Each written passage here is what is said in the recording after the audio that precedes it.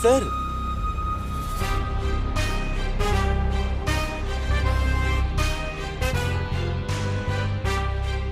मानना पड़ेगा ना सर जी, आखिरकार आपने इस भोसले इंस्टीट्यूट के शहजादे को जेल में डाल ही दिया। तरह सांग तो बलराज, तरह सांग तो बात समझ में नहीं आ रही है। Yes sir. इसके लिए सब किया है वो मेरी सीधी हुई दिखाई नहीं दे रही है।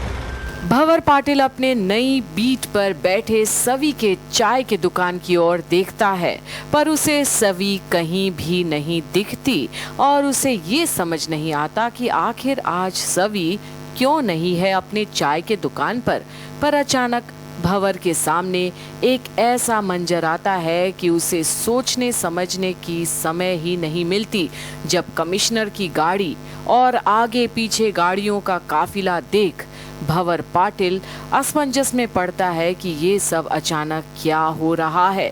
पर अब सवी को देखता है सबके बीच और फिर उतरता है ईशान अपने गाड़ी से और भंवर पूछता है कि ये क्रिमिनल लॉकअप से कैसे आया बाहर।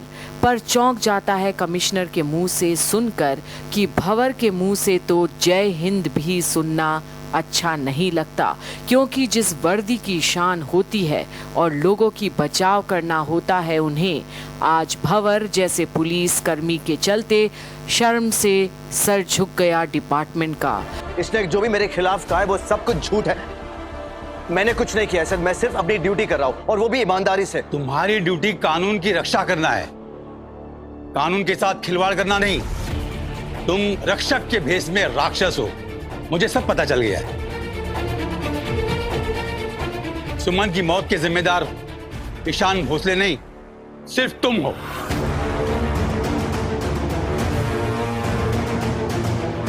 और इंदर को उसकी सर्विस रिवॉल्वर और सारे सिंबल्स निकाल देने की ऑर्डर्स देते हैं कमिश्नर।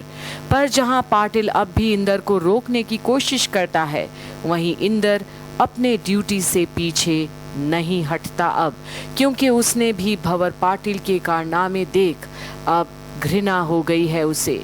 कैसे पाटिल एक ऐसी दिमागी हालत से गुजर रहा है जिसके चलते उससे ख्वाब और हकीकत की दुनिया में कोई फर्क ही नजर नहीं आता।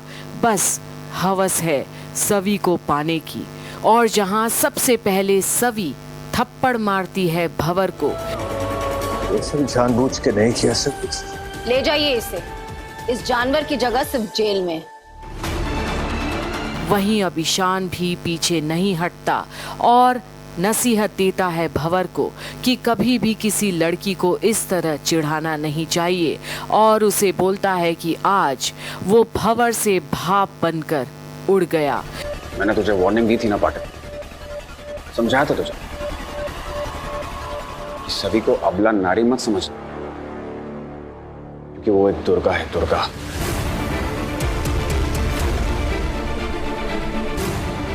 तुझ जैसे महिषासुर का नाश कैसे करना है उसे अच्छी तरीके से आता है, और अब देख उसी के हाथों तेरा नाश हुआ है।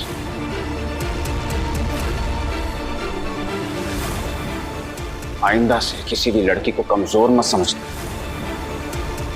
वरना कब तुझ जैसे भंवर को वो भाप बना के उड़ा देगी मुझे पता भी नहीं चलेगा। वहीं अब राव साहब का भी थप्पड़ खाता है भंवर पाटिल, पर अब भंवर के मन में सिर्फ नफरत की आग है और वो कसम खाता है कि वो किसी को भी नहीं छोड़ेगा और अपना बदला खुद लेगा, उसे जो जलील किया है लोगों ने सबके सामने। और वो कसम खाता है कि वो किसी को भी नहीं छोड़ेगा, सबसे बदला लेगा इस अपमान का। और जहां मीडिया के सामने जलील होता है और एक कैदी की तरह बैठाया जाता है पुलिस की कस्टडी में, भंवर पाटिल की निगाहें कुछ और ही बयां कर रही है। वो इतना जल्दी हार तो नहीं मानने वाला और सभी को ईशान की तो होने ही नहीं देगा कभी भी भंवर। आग के गोले की तरह अपने में ही जलता भंवर और कितने को जलाएगा। देखते रहिए गुम है किसी के प्यार में की अपडेट्स यहीं पर। उसके लिए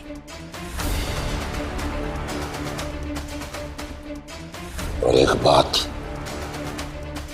मेरा नाम यशवंतराव भोसले है, जे तू कधीच विसरणार नाही. घेऊन जा रे ह्याला. छोड़ूंगा नहीं मैं किसी को भी. तुम सबसे बदला लूंगा मैं. तुम सबको इसकी कीमत चुकानी होगी.